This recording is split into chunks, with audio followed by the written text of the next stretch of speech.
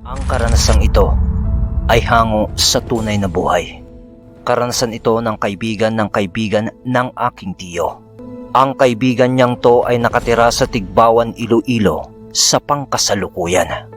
Ngunit ang karanasan niyang ito ay nangyari noong panahong lumipat sila sa tirahan sa isang baryo sa Iloilo. 1960, Dumangas, Iloilo.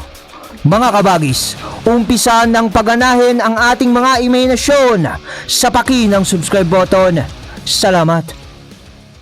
Noong mga panahong ito, ay may isang pamilya na tumira sa isang sityo sa Dumangas sa kinabibilangan ng isang binata na itago na lang natin sa pangalang Zed o Zedric.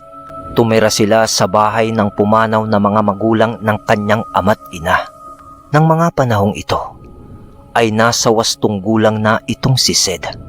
Nasa edad 22 na siya at alam na niya kung ano ang katayuan ng pamilya nila. Nung unang araw nila sa lugar, ay nahalina itong si Zed sa lugar. Magaganda kasi ang tanawin doon at medyo maraming kabahayan. Nasa mataas na lugar kasi ang tirahan nila, kaya kita niya ang mga kabahayan sa sityo pag dumungaw ka sa bintana. Ngunit ayon sa kanyang mga magulang, ay talamak at naglipa na ang mga masasamang elemento tulad ng mga engkanto, mangkukulam at mambabarang. At lalong-lalo na ang mga aswang. Ngunit sa kabila ng lahat, ay pinili nila ang manirahan dito dahil rin sa mga lupaing ipinamana ng kanyang lola't lolo sa kanyang mga magulang. May malawak na sakahin ang mga to ng palay, kaya yun ang naging pangunahing hanap buhay nila doon sa lugar. Nang isang araw, habang nasa taniman si Zed ng mga palay kasama ang kanyang ama, habang naghahalabas ng mga damo ng pilapil ng palayan, ay may napadaan na 2 kalalakihan. Isang matanda at isang kasing edad lang ni Zed. Nang malapit na yon sa kinaroroonan nila, nang tumigil yung 2 lalaki sa tapat nila at lumapit yon sa kanila habang nagwiwika ng, Aba, may bago na naman pala dito sa baryo natin. salita ng matanda. Mawalang galang na po. Manong, ano po ba ang ibig niyong sabihin? Tugon ni Ginoong Bugil dito. Nga pala. Ako si Dario. Isa akong manggagamot. Ramdam ko mula sa iyo ang isa mong pagkatao. Kaya huwag mo nang ikaila. Kaya nga napalapit ako sa iyo eh. Bangkilan. Bangkilan, hindi ba? Salita ni Mang Dario ng patanong. Sa sandali naman na yon, ay sinabihan ni Ginoong Bugil si Zed na ipagpatuloy ang kanilang ginagawa at kakausapin lang niya ang matanda. Agad namang sinunod ni Zed ang kanyang ama. Mang Dario, tama po kayo.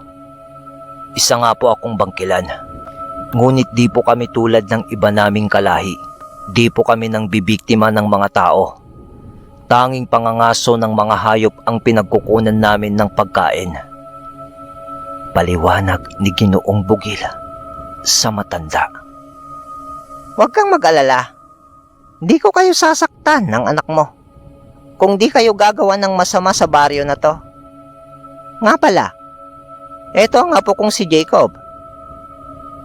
At doon ay agad siyang binati ng binata. Magandang araw po. Bati ni Jacob. Bugil. Bugil ang pangalan ko. Magandang araw din sa'yo, iho. Tugon ni Ginoong Bugil. Habang nag-uusap si Ginoong Bugil at Mang Dario, ay lumapit kay Zed si Jacob. Pagkalapit nito kay Zed, ay agad itong nagwika ng, Magandang araw, kaibigan. Anong pangalan mo? Bati ulit ni Jacob. At agad naman na tumugon si Zed sa tanong ni Jacob at tumigil ng panandalian sa kanyang ginagawa. Magandang araw din sa'yo. Sed ang ngalan ko, kaibigan. Ikinagagalak kong makilala ka, kaibigan. Ako nga pala si Jacob. May lahi pala kayong aswang ng pamilya mo?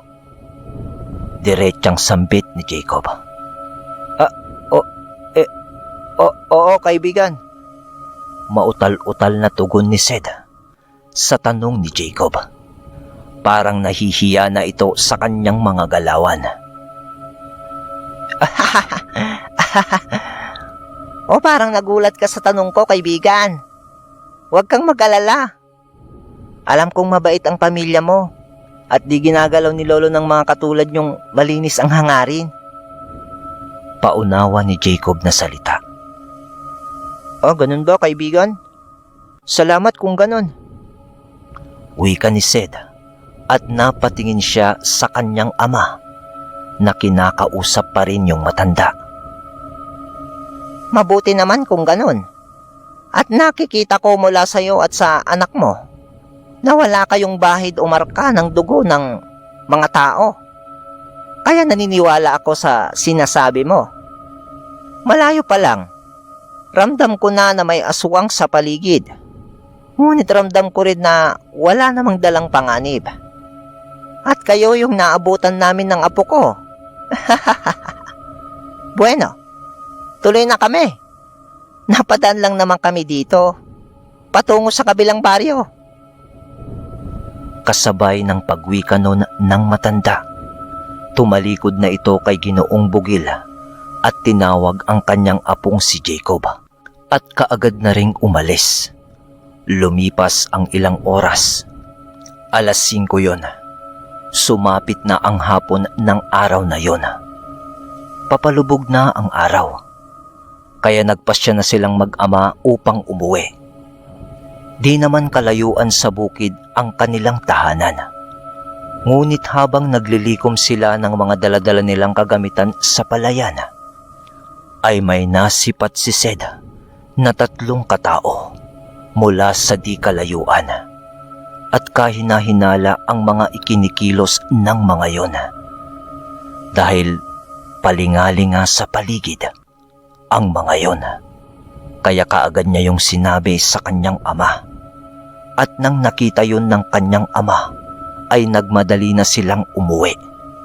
Magtatakip silim na ng mga oras na yon nang mag-umpisa na silang maglakad upang umuwi na nga. Ay muling sinulyapan ni Sed yung mga taong nakita niya. Nagpalingalinga ito ng mga ilang saglit. Pero di na niya makita yung mga tao. Ipatag naman yung kalupaan doon at wala naman masyadong puno doon sa lugar at tanaw ang buong kapaligiran doon. Kaya nagtaka siya at sinabi niya yon sa kanyang ama. Ngunit nagwika na ang kanyang ama.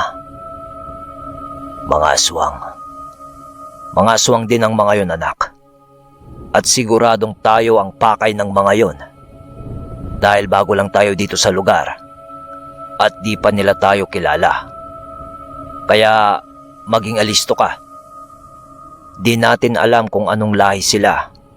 Isa pa, di rin natin alam kung ano ang tunay na balak nila.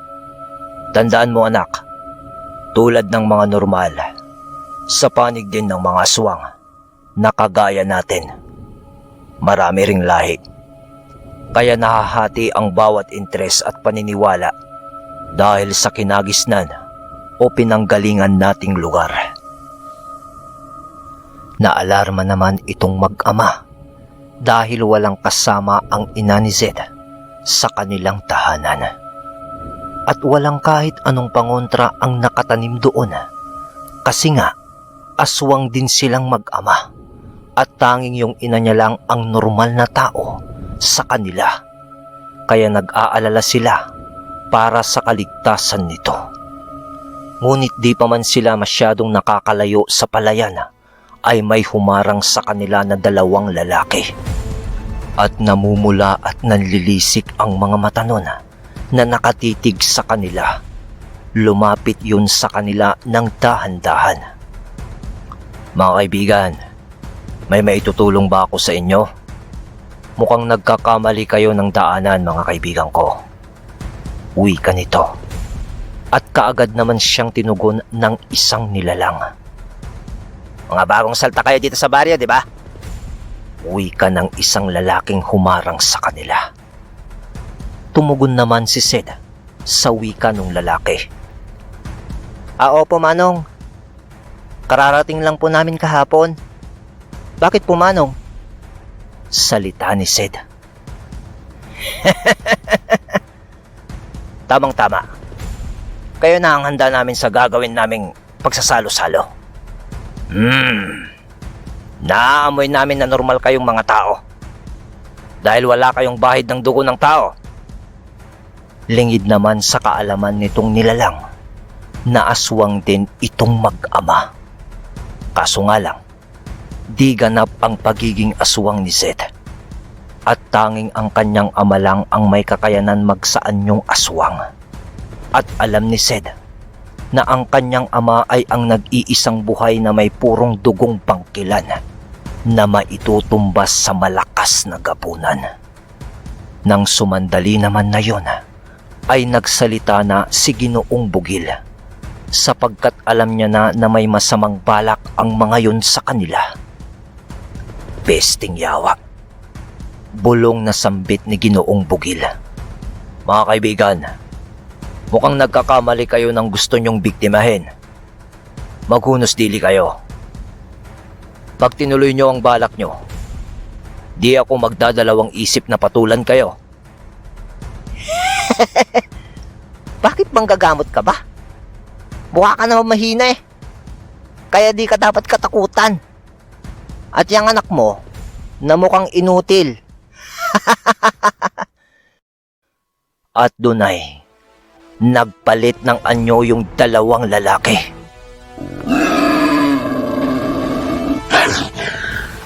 Ang isa ay nagsaaso at ang isa naman ay nagsababoy. Mga awok, napakalakas ng loob niyong hamunin ako Pero sige, pagbibigyan ko kayo. Pagtatangkaan niyo pa ang buhay naming mag-ama. Galit na wika ni Ginoong Bugil. Sid, umuwi ka na. Bilisan mo. Puntahan mo ang iyong nanay. Ako nang bahala dito. Kasabay ng pagwika ni Ginoong Bugil noon, ay kasabay na rin ang pagpapalit ng anyo nito bilang aswang. Nagulat at nataranta naman yung dalawang aswang, kaya napaatras ang mga to mula sa mag-ama. At yun na rin ang pagkakataon ni Zed upang tumakbo pauwi sa kanila. Ngunit habang tumatakbo siya, ay nasaksihan pa niya ang pagpapalit ng anyo ng kanyang ama. Ayon sa paglalarawan ni Zed, lumapad ang mga balikat nito. Meron itong malalaking pangil na paatras at matutulis na ngipin, mahahabang kuko, malalagong balahibo at maitim na balat.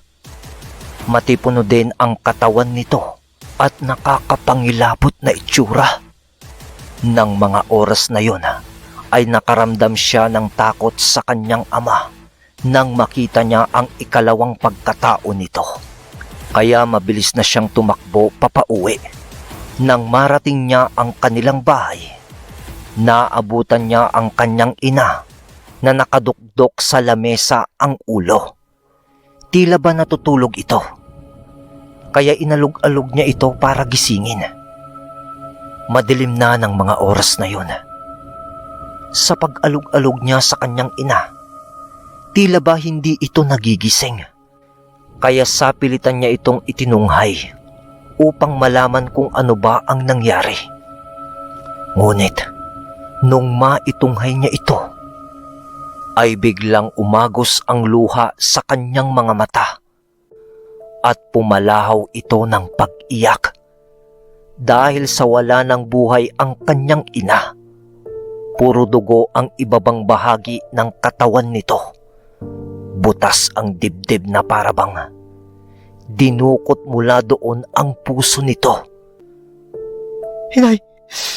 Inay! Inay ko! Sinong may gawa nito? Mga demonyo! Mga walang awa!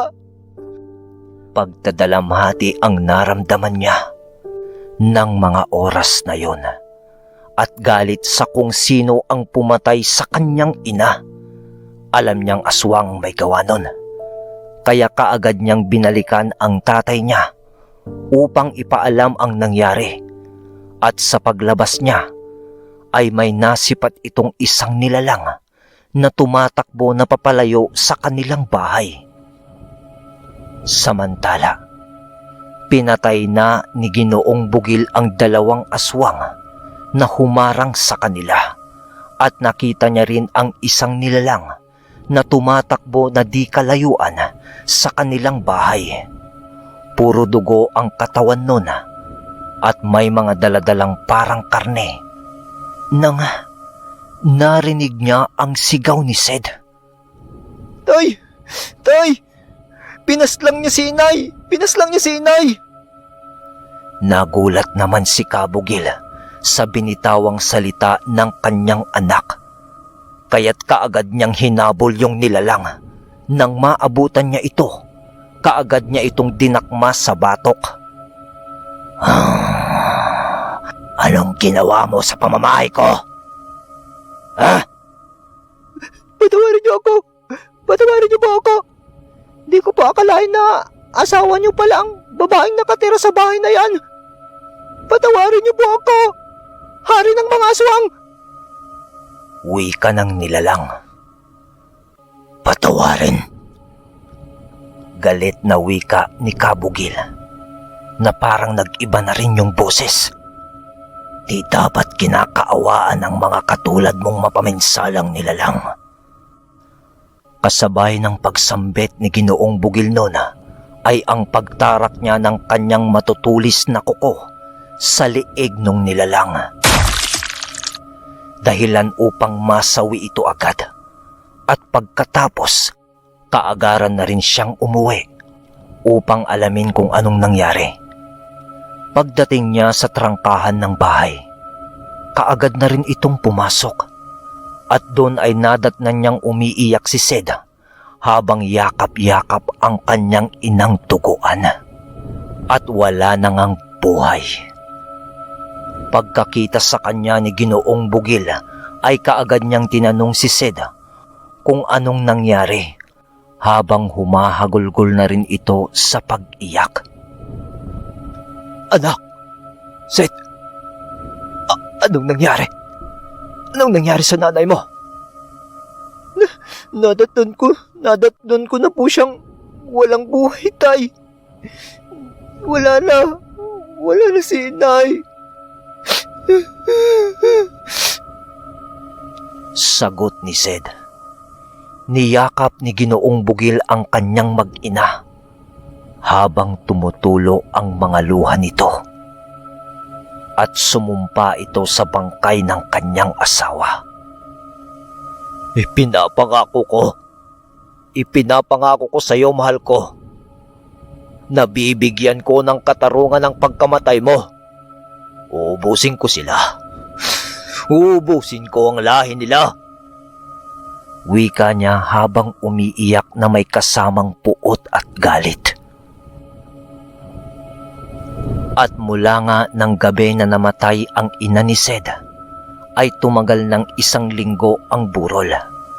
Ngunit sa 3 araw ng burol, ay may pumunta sa kanilang bahay na isang matandang babae na may kasamang dalaga na kasing edad lang ni Sed. Nang makita ni Sed ang dalaga, ay kaagad siyang nahalina dito sapagkat may kagandahan ang dalaga at masasabing panalo pagdating sa katawan. At nang makita din siya ng dalaga, ay pansin niyang nahihiya ito kapag tinitignan niya at namumula ang mga pisngi nito. Ngunit nagulat siya nang magsalita na ang matanda sa kanilang harapan na nagpakilala bilang si Nanay Kunsing. Nakikiramay ako sa pagkawala ng iyong asawa. Ginoong... Bugil po. Bugil, Manang. At eto naman po si Sed, ang anak ko. Bugil. Nakikiramay ako sa inyo. Ipagpatawad nyo ang kalapastanganan na ginawa ng iba kong kalahi sa inyo. Mga aswang din kayo, hindi ba? At bangkilalang lahi nyo. Oho, Manang. Bakit niyo po alam? Iho, di mo kayang itago sa akin ang presensya ng pagiging aswang mo. Sapagkat isa din akong aswang. At nabibilang ako sa pamilya ng mga gabunan. Marinig naman ni Ginoong Bugil ang wika ng matanda, ay nagpanting ang tenga nito dahil alam niya sa sarili niya na maliban sa mga mananambal, ang mga gabunan ang mortal nilang kaaway. Ngunit kumalma din si Ginoong Bugil nang magwika ang matanda ng, Pero wag kang mag-alala, iho. Di ako katulad ng iniisip mo. Taliwas kami sa aming lahi. At pumunta lang kami dito ng apo ko upang makipag-usap ng formal at wala kaming balak na masama sa inyo. Bueno, babalik na lang kami ng apo ko pagkalibing ng asawa mo. May mahalaga akong sasabihin sa iyo, iho. pangungusap ni Nanay Kunsing. Sige po, Manang. Ingat po kayo. Pagkatapos nga ng usapan na yon, ay kaagad na din namang tumalikod ang matanda at umalis kasama ng apo niya. Makalipas ang ilang araw, pagkatapos mailibing ang ina ni Sed, halos tumagal pa ng ilang araw ang kanilang pagdadalamhati sa bigla ang pagkawala ng kanilang ilaw ng tahanan. Ngunit ganoon pa man, kailangan nila yung tanggapin at magsimula ng panibagong buhay. Lumipas naman ang ilang linggo. Nagawa naman nilang iwaglit sa isipan nila ang mga pangyayaring iyon. Lumipas pa ang mga ilang buwan. Dumating na ang anihan. Tanging sila lang ang mag-ama ang nasa palayan at naghihintay kung meron bang tutulong sa kanila. Nang nasipat ni Sed si Mang Dario at kasama nito si Jacob, paglapit ng mga to sa kanila, ay agad na nagwika si Mang Dario na tutulong sila sa palayan upang mabilis ang kanilang pag-aani. Namataan kasi ni Mang Dario na sila lang ang mag-aani ng araw na yon. Di naman tumutol si Sed at ang kanyang ama sa alok na tulong sa kanila ng maglolo. Sumapit ang tanghali. Nagpasya na muna sila upang kumain sa ilalim ng isang malaking puno malapit sa palayan. Habang kumakain, ay nagwika si Mang Dario. Bugil, pasensya ka na kung di ako nakapunta sa burol ng asawa mo, ha? Kararating din lang kasi namin mula sa kabilang baryo. Ayos lang ho yun, Mang Dario. Ano po bang ginawa nyo sa kabilang baryo? Tugon at tanong ni Ginoong Bugil. Pinuntahan ko lang yung kaibigan ko na humingi ng tulong sa aming maglolo. Nabarang daw. Ayun, napagaling ko naman. Tugon ni Mang Dario. Sa pagpapatuloy ng oras, kinagabihan ng araw ding yun, matapos ng trabaho nila sa palayan, nagyaya si Mang Dario upang makipag-inuman. Di naman tinanggihan yon ni Ginoong Bugil sapagkat malaki ang naitulong sa kanila ng matanda at ni Jacob. Kasama ni Sed ay nagtungo silang mag-ama sa bahay ni Mang Dario. Nang marating nila ang bahay ng matanda, di naman ito gaanong kalakihan. Gawa sa kawayan ang dingding at anahaw ang bubungan nito. Pagkarating nila sa bahay, kaagad naman silang sinalubong ni Jacob at pinapasok sila sa bakuran ng maglolo. Di naman umiinom itong si Sed, kaya nakipagkwentuhan na lang siya kay Jacob, na apo nga ni Mang Dario. Di rin kasi umiinom ng alak itong si Jacob. Habang nag-iinuman, naitanong ni Ginoong Bugil kay Mang Dario ang tungkol sa matandang babae na pumunta nga sa kanila nung nakaraang araw nung nakaburol pa ang asawa nito. Ayon kay Mang Dario, ay kilala niya ang matandang yon. Isa yung gabunan na nagmula pa sa Sagay. Lumipat lang ang mga yon sa Dumangas dahil sa banta sa kanilang buhay ng mga kalahi nila sa Sagay. Ayon kay Mang Dario ay naging kaibigan niya rin ito. Ngunit madalang na silang magkita nito nang mag-umpisa siyang dumayo sa iba't ibang baryo upang manggamot. At ayon sa akda ni James, sa kwento ni Mang Dario, sa pagtagal ng panahon, naging magkaibigan sina Mang Dario at Ginoong Bugil, ganun din naman si Sed at Jacob. Halos sila na ang magkakasama sa pang-araw-araw. Kahit nawalan sila ng ilaw ng tahanan, ay may pumalit naman na mabubuting kaibigan. Isang araw, habang nagtatrabaho ang mag-ama sa kanilang bukid, wala noon si Mang Dario, sapagkat may ginagamot sila sa kabilang baryo. Nang may napadaan na 2 tao, nakilala naman ito ng mag-ama, sapagkat minsan na nila itong nakita. At yun ay walang iba kundi sina Nanay Kunsing at ang apo nito. Nang makalapit naman ang mga yon sa kanila, nagwika si Nanay Kunsing ng, Kumusta na kayong mag-ama? bati nito. Ayos lang naman, Manang. Napadaan kayo. Tugon ni Ginoong Bugil. Wala naman mga iho. Nais ko lang sana na makipag-usap sa'yo ng sarilinan. Yun ay kung ayos lang sa'yo, Ginoong Bugil. Wala pong problema, Manang. Tungkol ho ba saan? Pagsang-ayon ni Ginoong Bugil. Halika, dun tayo sa kabilang banda.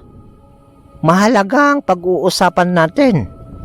At ayaw kong marinig ng mga bata. Ineng, iha, dyan ka muna. Mag-uusap lang kami ng mabilis. Paalam ng matanda sa dalaga. Pumunta si Kabugil kasama ng matanda sa may ilalim ng malaking puno.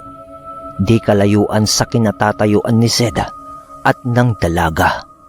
Habang nag-uusap ang kanyang ama at ang matanda sa di kalayuan, ay panay ang tingin ni Sed sa dalaga. Nag-iisip ito kung kakausapin niya ba yung magandang dalaga. Nang sumulyap ulit itong si Sed sa dalaga, ay di sinasadyang magtama ang kanilang mga mata. Kaya sa pagkataranta nitong si Sed, ay bigla itong napatanong. Miss, okay ka lang? Kasi parang di ka naimik eh. Nahihiyang wika nito sa dalaga. Ako nga pala si Sed. Pagpapakilala nito sa dalaga, tumugon naman ang dalaga sa kanyang tanong at nahiya naman itong si Sed nang marinig niya ang maalumanay na boses ng dalaga. Okay lang naman ako, Ginoo. Mikaela na lang po ang itawag mo sa akin. Tugon ng dalaga na may kasama ding hiya. Binibining Mikaela, pwede ba kitang bisitahin sa bahay nyo? Kung sakali. Kahit naman na nauutal-utal si Sed sa kanyang pag-uwika, at least, nasabi niya yung gusto niya ng direkta. Pwede naman pero kaso ano naman ang gagawin mo sa bahay?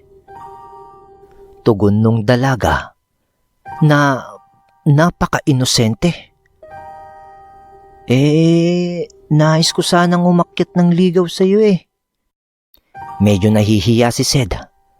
Napaurong ang dila nito habang nagsasalita. Tutugon pa sana si Micaela sa sinabi ni Sed. Kaso bigla na siyang tinawag ng lola niya upang umuwi. Kaya kaagad na ding umalis si Micaela sa harapan ni Sed. Sa pag-uwi ng maglola, naisip ni Sed kung ano ba ang pinag-usapan nila ng ama niya at ng matanda. Dahil sa kuryosidad, ay tinanong niya ang kanyang ama kung ano ba ang napag-usapan nila ng matanda. Nasabi sa akin ng matanda na may nakaambang panganib sa mga buhay natin. Sa kadahilan ng napas lang natin ang iba sa mga kasamaan nila. Nagbabadya na gumanti ang mga kapamilya ng mga napatay nating aswang. Sabi ni Ginoong Bugil sa anak. Anong plano mo, tay? Tanong agad ni Sed. Di tayo alis sa lugar na to, Sed. Hindi ko rin hahayaan na hindi mabigyan ng hustisya ang pagkamatay ng iyong ina. Kung gusto nila ng digmaan, pagbibigyan ko sila. Kung ubusan ng lahi ang nais nila, yon ang ibibigay natin sa kanila. Mata sa mata, anak. Lahi sa lahi. Pangil sa pangil. Galit na wika ni Ginoong Bugil. Sa susunod na linggo, Sed, pupuntahan natin ang iba nating mga kaanib sa Sagay. Kung sakaling walang paggambalang mangyari sa atin dito, ipapaalam na rin natin sa Tio Arturo mo ang mga nangyari sa atin dito. Sige po, tay.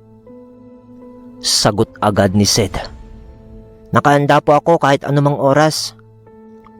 Miss ko na rin po kasi si Tio Arturo eh. Sa Kasikyaan, yung anak ni Manong Kalik at Aling Miela. Noong mga panahong kasing natapos ang digmaan sa Sagay, ay pansamantala silang tumira doon upang kumustahin ang mga kasama ni Ginoong Bugil at ang kanyang kapatid na si Tandang Arturo. Oo, tama po kayo sa mga narinig nyo, mga kabagis. Kapatid na bunso ni Tandang Arturo itong si Kabugil na nawala ng maraming taon magmula nung ipinamana dito ng kanilang ama ang isang birtud ng mga kadatuan. Nawala kasi sa sarili itong si Ginoong Bugil matapos niyang lunukin ang birtud na ipinamana sa kanya ng kanyang ama.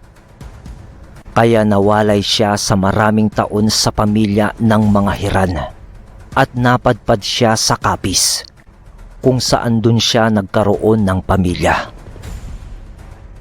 Balik tayo sa kwento. Matapos ang naging pag-uusap ng mag-ama ay nagpasya na rin silang umuwi upang makapagpahinga. Hapon na rin kasi ng araw na yon. Pagkarating naman nila sa kanilang bahay, namahinga lang sila ng ilang oras. Pagkatapos ay naghapunan na rin sila. Nang kakain na sana silang mag-ama, ay napansin ni Ginoong Bugil na parang may malalim na iniisip si Sed. Kaya agad niya itong tinawag ng pansin. Anak, may problema ba? Wala naman, tay. Iniisip ko lang, tay. Kung magpamilya na kaya ako, papayag po ba kayo? Tanong agad nito na parang lumilikas ang pagiging diretsa ni Sed. Ganun ba, anak? Aba wala namang problema sa akin yon. Bakit? May natitipuhan ka na ba? Tay, nagtataka nga po ako eh. Di naman po ako mahilig sa babae. Pero nung nakita ko siya, parang nagkaroon po ako ng interest sa kanya. Ganun ba, anak? Ay nako, gutom lang ata yan. Halika na at kakain na tayo. Pagkatapos nilang maghapunan, ay nagpasya na din sila upang matulog. Paglalim ng gabi, ay nakatulog naman agad itong si Ginoong Bugil. Ngunit si Sed ay tila ba di dinadalaw ng antok. Dahil may iniisip itong gagawin bago sila pumunta ng Negros. Nag-iisip ito ng plano sa gagawin nitong pagbisita sa bahay ni na Micaela. Ang kaso nga lang, di niya naitanong kung saan ba ito nakatira. Di ba mga kabagis? Sino ba naman ang hindi mapapakamot sa ulo pag ganon? Kaya naisip niyang tunguhin ang bahay ni Mang Dario kinabukasan.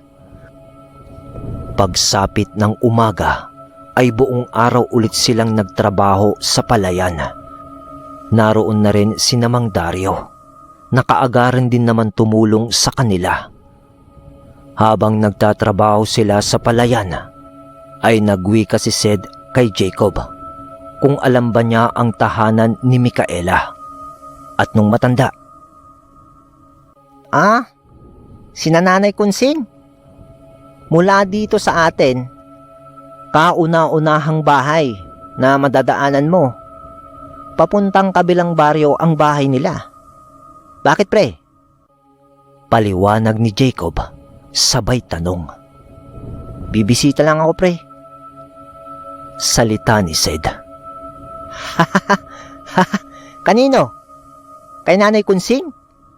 Biro ni Jacob. Di pre. Kay Micaela, ano ka ba naman? Aakyat rin sana ako ng ligaw eh. Ano pre? Gulat na wika nito. Naitanong mo na ba sa tatay mo ang tungkol dyan?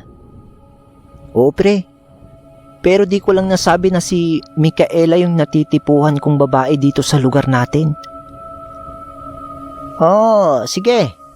Pre, samahan na lang kita mamaya. Pagkukusa ni Jacob upang tulungan ang kaibigan. Kinahapunan, nagtungo na nga ang dalawa patungo sa bahay ni Micaela. Pinayagan naman sila ni Ginoong Bugil at Mang Dario. Kabilin-bilinan lang sa kanila ni Mang Dario na huwag masyadong magpapagabi sa pag-uwi, sapagkat marami ang gumagalang masasamang nilalang sa paligid ng kanilang baryo.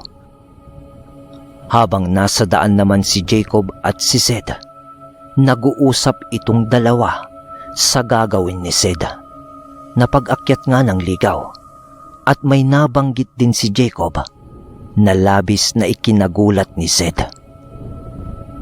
Alam mo ba pre? Parang napakadelikado ng gagawin natin. Bakit pa kasi si Micaela ang natipuhan mo? Alam mo ba? Pwede itong magdulot ng isang malaking kaguluhan sa kadahilan ng labag sa batas ng mga gabunan dito sa atin ang magkaroon ng koneksyon sa isang bangkilan. Ayon kay Lolo Dario yun. Paliwanag nito. Nang marinig ni Sed ang winika ni Jacob, ay labis ang pagkabahala nito sa kanilang gagawin. Dahil maaari silang mapahamak kung sakaling mamataan sila ng mga gabunang aswang na nananahan sa kanilang baryo. Ngunit sa labis na pagkagusto ni Sed sa dalaga, ay ipinagsawalang bahala niya lang ito. Nang marating nila ang bahay ni na Micaela, nadatnan nila si Nanay Kunsing na nakaupo sa beranda ng kanilang bahay. Nang makita sila ng matanda, ay laking gulat nila nang nagmamadaling pinapasok sila sa tahanan nito. Nako, mga iho, bilisan nyo. Baka may makakita sa inyo dito. Lalo na sa iyo na anak ni Bugil. Nag-aalala na nagmamadali si Nanay Kunsing. Nang makapasok na itong dalawa sa pamamahay ni Micaela, naiwan si Nanay Kunsing sa labas na tila ba nagmamasid ito sa paligid. Sinisipat-sipat nito kung meron bang taong nakakita sa dalawang binata. Nang masiguro niyang wala, agad itong pumasok sa loob ng kanilang tahanan at ipinaliwanag nito sa dalawa kung bakit sila nito kaagarang pinapasok sa tahanan nito. Ayon kay Nanay Kunsing, manganganib ang buhay nila kung sakaling may nakakita sa dalawang binata na kauri ng matanda at maging sila ay malalagay sa peligro ang kanilang buhay. Naiintindihan naman yon ng dalawa sa kadahilan ng nabanggit ni Jacob kay Sed ang maaaring mangyari. Ilang oras din silang nanatili sa bahay ni na Micaela. Nasa isang tabi lang noon si Jacob habang humihigop ng kape na tinimpla ni Micaela. Si Sid naman ay kausap si Micaela habang nagkakape rin ito. Tumagal ng ilang oras ang kanilang pag-uusap. Matapos nun ay nagpasya ng umuwi ang dalawang binata sa kadahilan ng lumalalim na ang gabi. Matapos nilang makapagpaalam ng maayos sa matanda at kay Micaela, ay kaagaran na rin naman silang umuwi. At habang nasa daan, wala naman silang nararamdaman na kakaiba. Maliban lang sa huni ng mga kulisap at kuliglig. Ngunit nang marating nila ang medyo masukal na bahagi ng daanan, ay nakarinig sila ng mga pagkaluskos dito. Pinagsawalang bahala lang naman yun ng dalawa. Iniisip kasi nila na baka ligaw lang na mga hayop ang mga yon. Ngunit ilang minuto lang ang lumipas, ay biglang umalingasaw ang napakabahong simoy ng hangin na tila ba nabubulok na laman loob ng hayop. Unti-unti nang kinikilabutan ang dalawa habang patuloy sa paglalakad. Kasabay kasi ng pagsimoy ng mabahong hangin ay nakarinig din sila ng mga pag-angil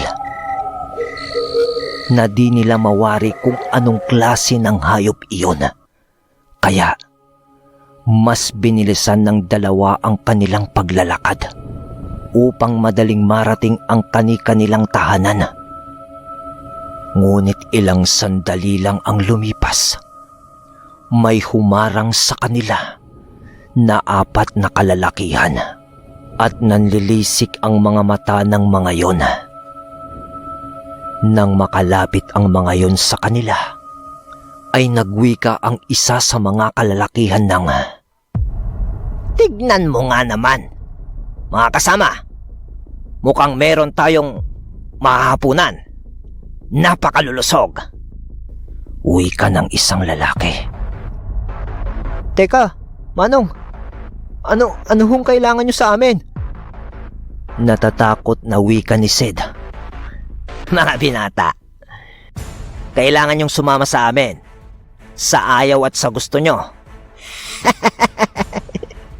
Nung aabanti na yung dalawang nilalang pasugod kay Sid at Jacob, bigla na lang silang napaluhod sa di malamang dahilan.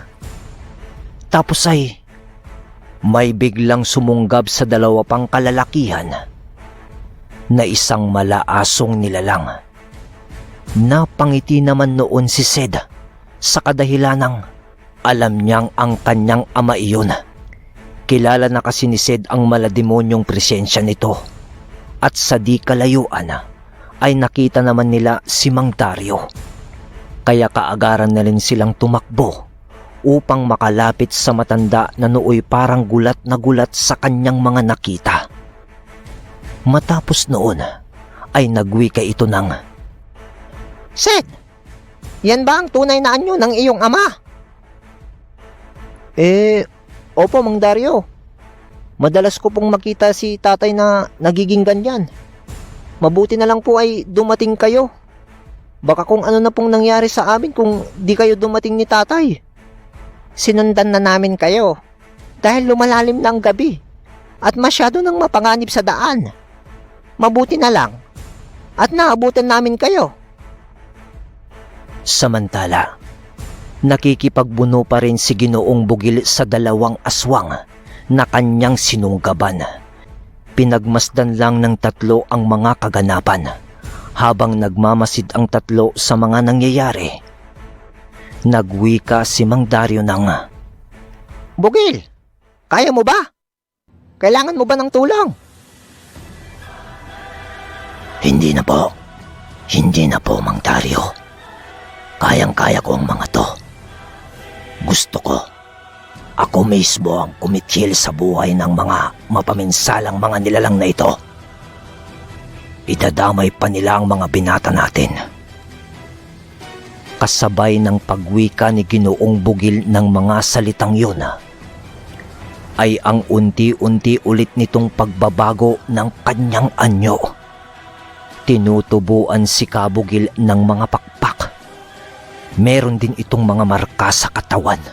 Mas lumapad ang pangangatawan nito na may maiitim na balahibo. Nagkaroon ito ng mga mahahaba at matatalim na kuko at malakambing na mga paa, pero mas malaki ng higit ang mga yon. Matatalas at mahahabang mga pangil na maihahalin tulad sa isang halimaw. Nang masipat ito ng tatlo, ay maging sila ay napaatras sa napakalakas na aura ni Ginoong Bugil na ikinagulat din naman ng dalawang aswang na gabunan. Nakaharap nito. Marka yan ng hari ng mga sinaunang aswang. Nakalahating gabunan at kalahating bangkilan. Takot na wika ng isang gabunan. Nakaramdam man ng takot ang dalawang gabunan. Di naman nagpatinag ang isa sa mga ito at kaagaran niyang sinugod si Ginoong Bugil nang walang pagdadalawang isip. Nang marating ng mga aswang ang kinaroroonan ni Ginoong Bugil at sa ginawa nitong pag-atake ay biglang nawala sa paningin nila si Ginoong Bugil, maging yung dalawang binata, at si Mang Dario ay di alam kung nasaan ito, na tila ba binalot ng kadiliman ang pagkatao ni Kabugil, yung buo nitong katawan. Gulat naman nun ang dalawang aswang at nakakaramdam ng takot sa kanilang sarili. Maski kasi mga gabunan sila, ay di nila magawang masundan ang bilis ni Kabugil. Ilang minuto lang ang lumipas nang biglang lumitaw si Kabugil sa harapan ng dalawang aswang at sabay na dinakma niya ang mga to. Agad naman nakinitlan niya ng buhay ang isa sa mga yon at yung isa ay pinili niyang kausapin muna. Ano ang pakay niyo sa mga binata namin? Ipagpatawad nyo. Ipagpangawad nyo, Ginoo. Di ko sukat akalain na alam nyo pala ang isa sa mga binatang yan. Ipagpatawad nyo po talaga. Ipagpatawad nyo po ang aming karahasan. Salita nito na nanginginig. Di ako marunong makaramdam ng awa. Di ako marunong makaramdam ng awa sa mga kagaya mong mapaminsalang nilalang. Salita ni Ginoong Bugil na nagbago na naman ang boses. Kasabay ng pagsambit ni Kabugil noon ay ang agaran niyang paghila sa aswang na yon patungo sa karimlan. At tanging sigaw na lang ang narinig sa paligid.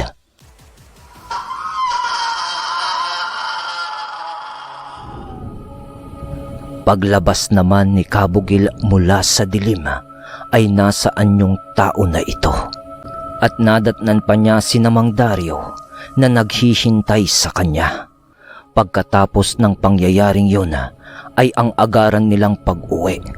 At nang makarating na sila sa kanilang tahanan ay nagwika si Mang Dario na sa bahay ni Ginoong Bugil muna siya mananatili upang magpalipas ng magdamag kasama ang kanyang apo. Sabay-sabay na rin silang naghapunan doon. Pagkatapos kumain, habang namamahinga ay nagwika si Mang Dario ng, Nga pala, Bugil, nagpapasalamat ako sa mga mabuti mong hangarin. Kahit na may bahid ng kasamaan ang iyong pagkatao, ay nagagawa mong hindi manakit ng inosenteng tao. At bilang tagapamayapa ng baryong to, mukhang di ko nakakayani ng mag-isang lumaban pa para isaayos ang lugar na to. Ano man ang inyong nais, Mang Dario. Nakanda po akong tumulong sa abot ng aking makakaya. Sagot ng Ginoo. Salamat, iho. Ngunit di rin natin kakayanin sa kadahilan ng ang kinabibilangan nating lugar at ang namumuno dito ay isa sa mga estudyante ko dati at ilan sa mga malalakas kong lihim na karunungan mula sa kanan at sa kaliwa ay kanyang nakuha at ginamit niya yon upang makagawa ng pakikipagkasundo sa isang dyablo at ang kanyang pangalan ay si Baal. At sa pagkikipagkasundo niyang yon sa demonyo, ay nagawa niyang nakamtan at mataglay ang kapangyarihan ng isang dyablo na lubusang mapanganib dahil nagagawa niyang alipinin ang mga mandurugong aswang at halos lahat ng lipad na aswang ay nasa ilalim ng kanyang pamumuno. Maliban pa sa mga gabunan Wika ni Mang Dario. Di naman nakaimik si Ginoong Bugil sa winika ni Mang Dario sapagkat batid niya na totoo ang mga sinasabi nito at batid niya rin na hindi lang pala ang mga gabunan ang kanilang kalaban dun sa lugar. Ngunit nag-iba ang takbo ng usapan nang biglang magwika si Ginoong Bugil ng, Mang Dario, ano po ba ang gamit niyong tangan? Bakit po parang di ako naaapektuhan ng inyong presensya sa tuwing magkasama tayo? Tanong ni Ginoong Bugil. Kala ko hindi mo mahahalata, iho. Simple lang, Bugil. Kaya kong itago ang aking presensya. Matagal ko na tong ginagawa, iho. Mula nung nasa Gimaras pa kami nakatira. Salita ni Mang Dario. Taga Gimaras po kayo?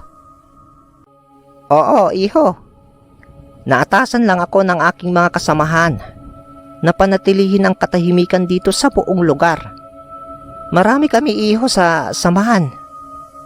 Isa dito si Joselito ng Gimaras, na kaibigan ng yumao kong anak, ama ni Jacob. Ang anak ko ang nandito dati, kaso sa kasamaang palad, napas lang siya ni Baal. Kaya bilang ama niya, ako na ang umako sa responsibilidad niya dito, sa lugar, kasama ng aking apong si Jacob. Joselito? Parang naririnig ko na dati ang pangalan na yun Ang manunubos ng aswang. Salita lang ni Ginoong Bugil sa kanyang isipan.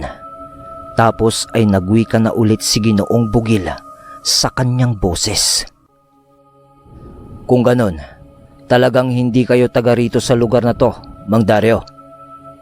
Oo, iho. Dati akong nakatira sa Gimaras. Kasama ko ang itinatag na samahan ni Ginoong Mirno at ng kanyang pamangkin na si Ka Oscar. Alam mo, iho, si Ginoong Mirno ay isa sa pinakamabait na tao sa lahat ng nakilala ko. At ganyan din si Oscar, na nadistino sa Nueva Ecija, na sa kasamaang palad ay nasawi ito sa kadahilan ng ibinis niya ang kanyang sariling buhay para mailigtas ang kanyang mga mag-aaral na may dugong aswang sa tiyak na kamatayan laban sa isang dyablo na si Bilbigor. Bumalik na ba sa isipan nyo mga kabagis ang kwento ng Tanan at Kambal? Iyon ang tinutukoy ni Mang Dario, si Ka Oscar. Wala namang naisagot si Ginoong Bugil sa mga ikwinento ni Mang Dario.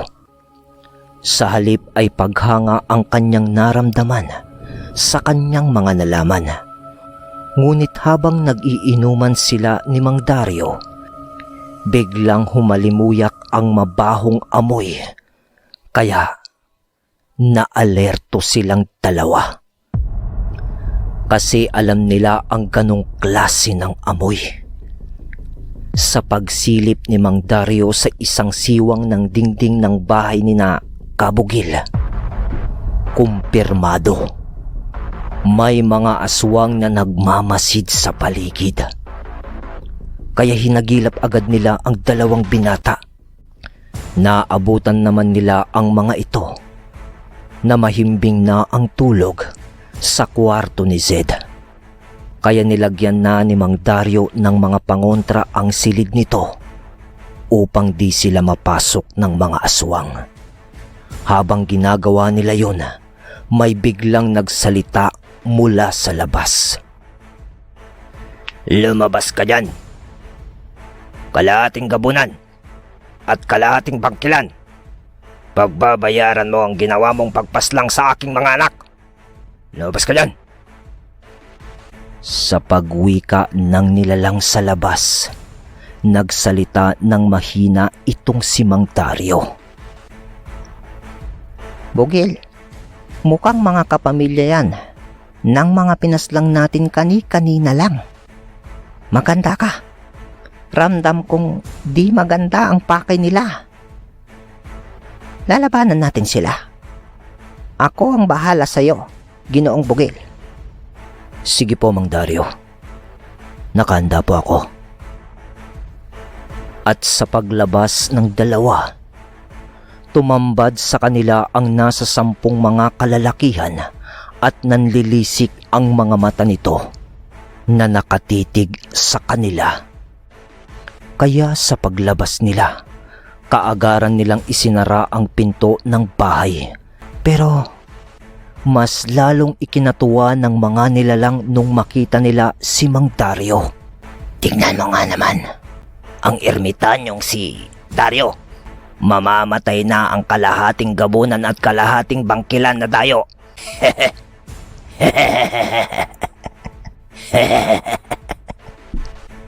Lingid kasi sa kaalaman ni Ginoong Bugil na ermitanyo pala itong si Mang Dario. Mga Ginoo, huwag kayong pakakasiguro na mapapaslang nyo kami ng kasama ko. Marami na akong nakaharap na mas malakas pa sa uri nyo. Pero lahat sila, kinain na ng lupa. Salita naman ni Mang Dario. Tignan natin. Kung sino sa atin ang kakainin ng lupa. Kung sa tingin mo, natatakot pa kami sa iyo, Dario. Nagkakamali ka. Mahina ka na. Hindi ko nga nararamdaman ng presensya mo eh. Di matatapos ang gabing to na hindi namin mapapatay ang lapastanga ng kalahating gabunan at kalahating bangkilan na yan. Uwi ka ng nilalang. Sa pagwika naman ng isa sa mga aswang, na sa wari ni Mang Dario ay ama ng mga tumambang kina Zed at Jacob, ay nagsalita si Ginoong Bugil ng, "Ipagpaumanhin nyo mga Ginoo, ngunit di kami ang nauna. Hinarang ng mga anak nyo ang mga anak namin at tinangkang bawian ng buhay. Kaya nararapat lang sa kanila ang kaparusahang iginawad ko upang maisalba ang buhay ng anak ko at ng apo ni Mang Dario." Mahinahong tugon ni Ginoong Bugil. At sino ka naman sa palagay mo para parusahan ng anak ko? Ngayon, kahit ano pa ang sabihin mo, di mo may tatangging pinaslang mo ang mga anak ko.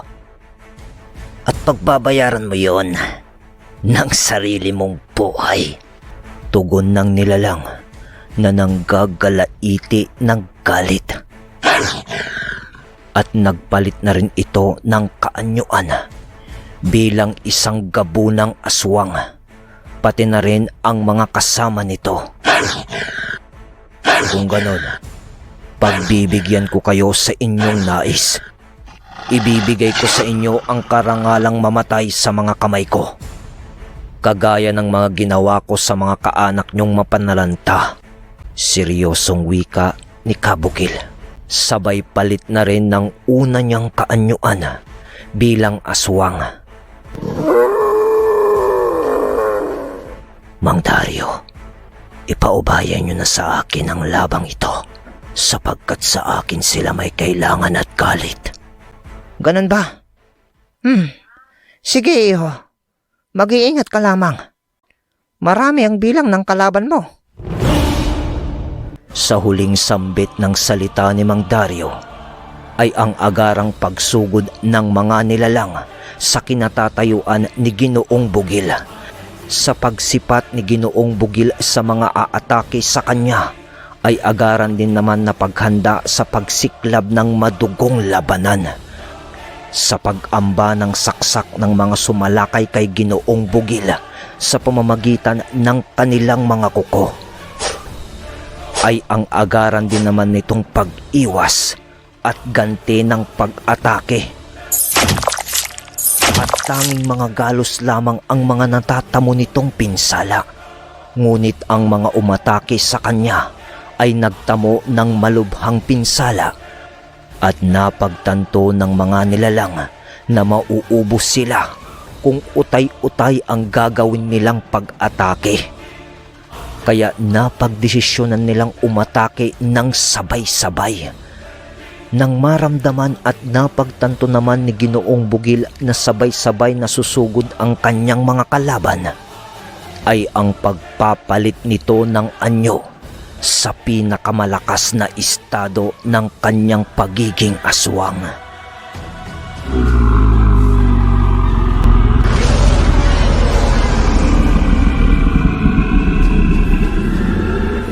Na ikinagulat ng lahat ng nilalang na naroroon, maging si Mang Dario ay muling nagulat kahit pangalawang beses niya na itong nakita ng gabing iyon.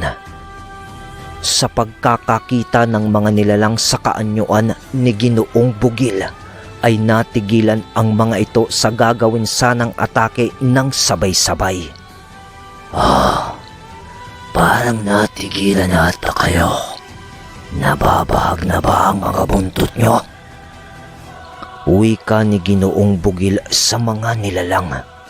Ngunit kahit nasa pinakamalakas na siyang estado ng pagiging aswang niya, ay di siya nagpapakampante sa kadahilanang marami ang bilang ng kanyang mga kalaban at puro mga gabunan ang mga to. Malakas ka nga. Ngunit nag-iisa ka lang kumpara sa bilang namin.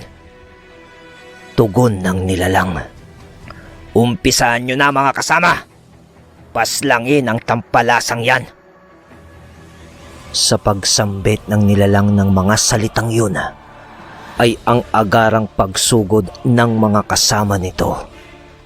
Naghanda naman si Ginoong Bugil sa ginawang pag-atake ng kanyang mga kalaban. Sa pag-atake sa kanya ng isang gabunan ay kaagaran naman niya agad itong naiwasan. Sabay bigay ng isang malakas na sapak. Dahilan upang tumilapon ang kanyang kalaban. Sa paggulong naman nun sa lupa ay ang kaagaran din naman paglapit niya dito. At sabay kinitlan niya ng buhay. Nang makita yon ng mga kasama nito, ay lubusan ang galit ng mga ito. Kaya agad din namang sumugod ang mga kasama nitong aswang at pinagtulungan si Ginoong Bugil ng 3 gabunan. At sa di malamang dahilan ay naigapos siya ng isang aswang sa pamamagitan ng pagyakap sa kanya mula sa likod. dahilan upang masaksak siya ng isang aswang sa kanyang tagiliran. Di naman hinayaan ni Ginoong Bugil na matalo siya dahil lang doon. Kaya sapilitan siyang nagpumiglas upang makatakas sa pagkakagapos sa kanya ng isang aswang. At nang makawala ito, ay kaagaran niyang dinakma sa liig ang aswang na gumapos sa kanya. Sabay dukot sa puso nito, na naging dahilan upang makitlan niya ito ng buhay. Sa kabila ng natamo nitong sugat, ay di yun naging hadlang upang panghinaan siya ng loob. Buong tapang niyang hinarap ang mga aswang na kanyang kalaban hanggang sa lilima na lang ang natira sa mga ito. Sa pagtagal ng kanyang pakikipaglaban, isang atake mula sa likod ang di niya napansin. Kaya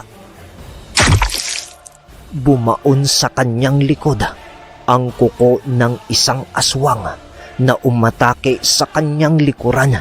Sa pagtingin niya dito at nang makita niya yon, ang matanda na kausap nila yon kanina.